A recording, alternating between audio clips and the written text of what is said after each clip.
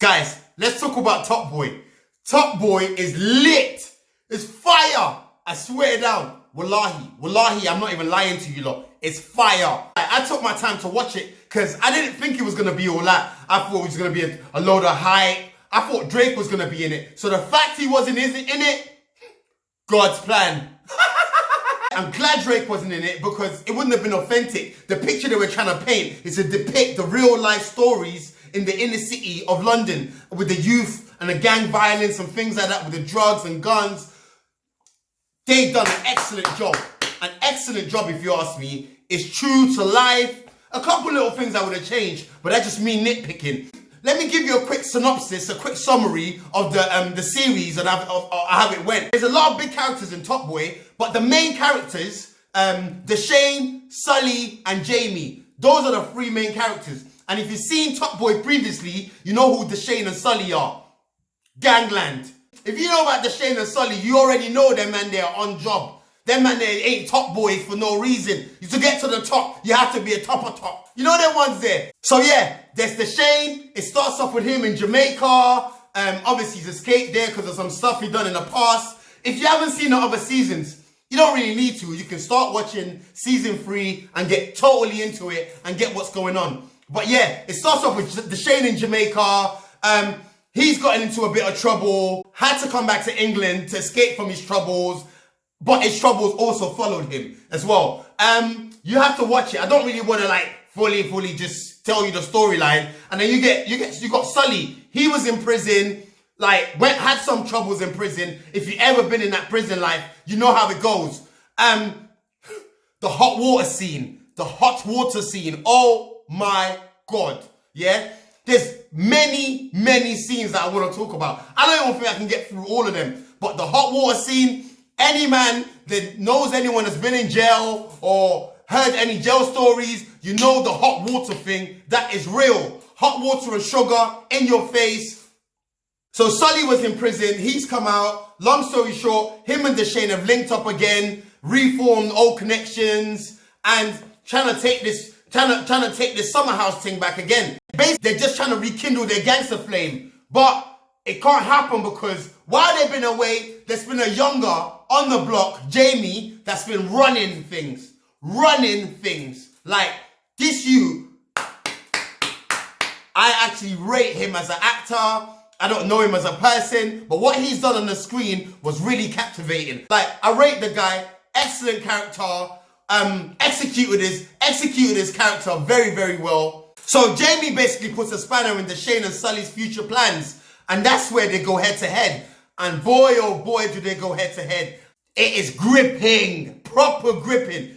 The first couple of episodes, like, you gotta warm into them, innit? Like, you gotta warm into them. There's one or two little things happening, but not too much. But keep your guard. You know them ones, just keep your guard because something about to go down. But yeah, it was good. Third, I think it was the episode 3.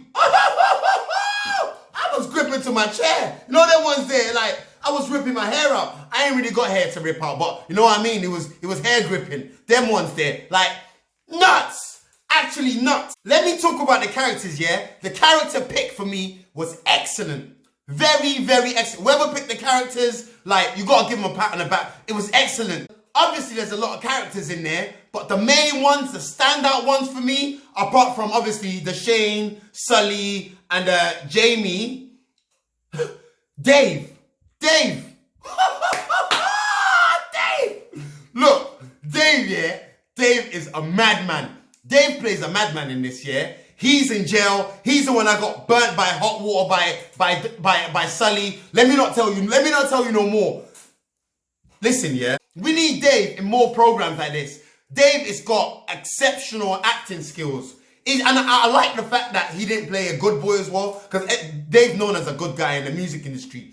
I like the fact that he played the villain.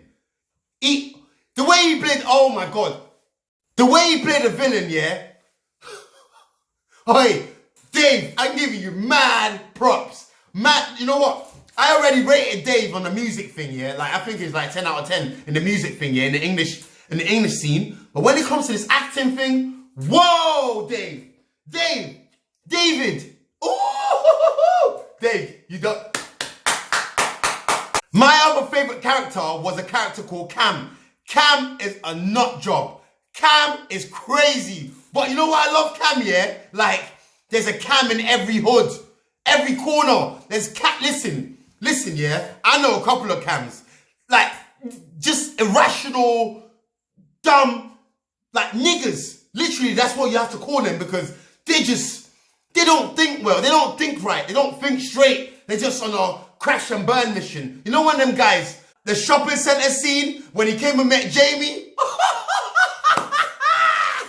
You know what?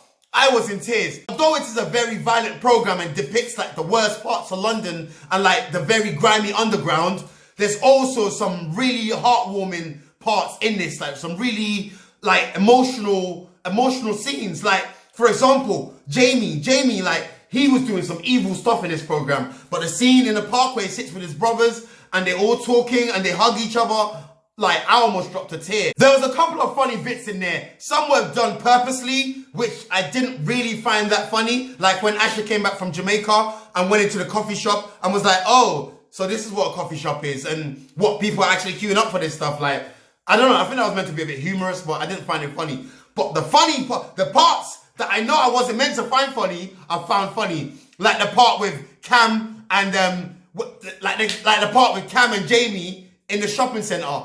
Oh my God, I was in tears.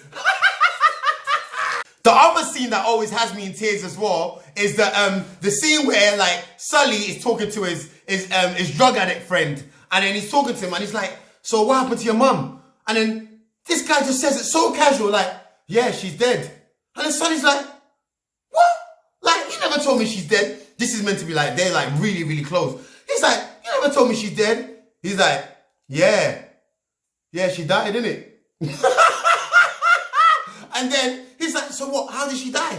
And then he's like, yeah, she was with a fella. She got drunk one night, went to the pub, came back, and then she burnt her feet.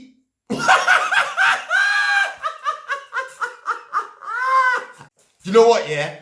It has me in tears every time I think about that scene. I might even go watch it in a second again. That scene is mad dumb. Like, it's just dumb. But yeah, that scene there is funny. But yeah, apart from all that funny stuff, yeah, it does have a couple little kiki moments. Not everyone got their own little sense of humor. But those was the bits that made me chuckle. But yeah, it shows the real life tales of the inner city streets of London.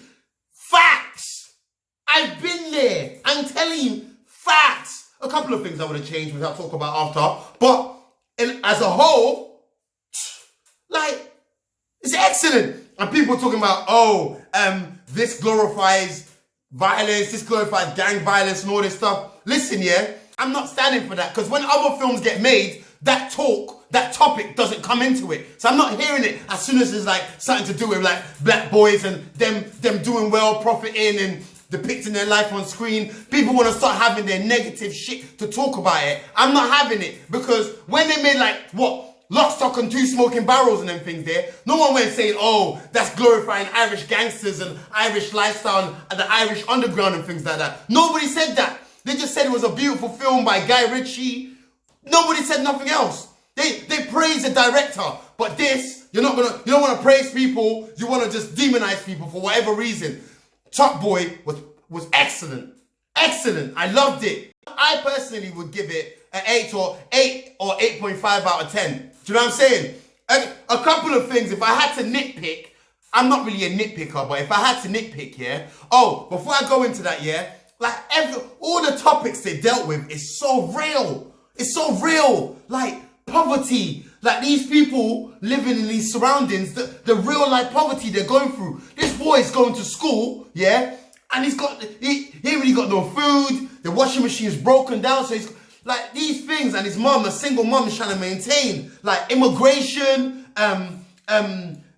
all sorts of things they deal with. Racism, with the people being racist to the foreign people living in the house.